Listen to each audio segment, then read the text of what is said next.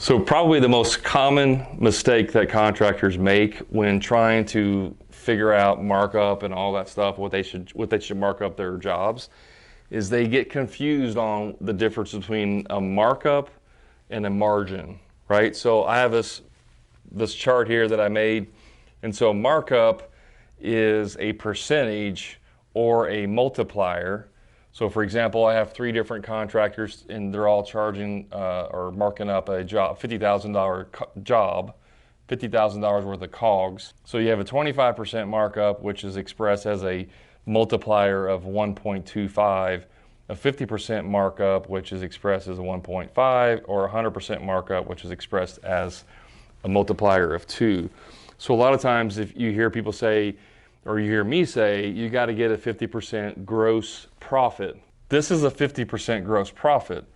They mistake that as a 50% markup. A 50% markup is only going to get you 33.3% gross profit. Gross profit margin, okay? Percentage, gross profit margin. So a percentage is the margin. So in other words, if the job is $50,000, and you mark it up 100%, which is a factor of 2, it's going to sell price for $100,000. Once you back out your costs to produce the job, that leaves you with a $50,000 gross profit, which is 50%, right? So your $50,000 gross profit is 50% of 100,000.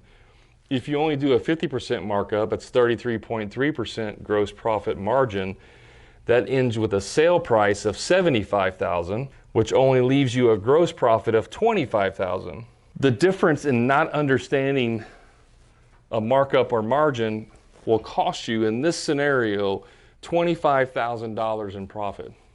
That's significant. And I remember the very first time that I learned about this, and I'm like, well, I am getting a 50% markup. And the person I was talking to was like, no, markup is not the same as margin. I'm like, what do you mean? And they explained this to me.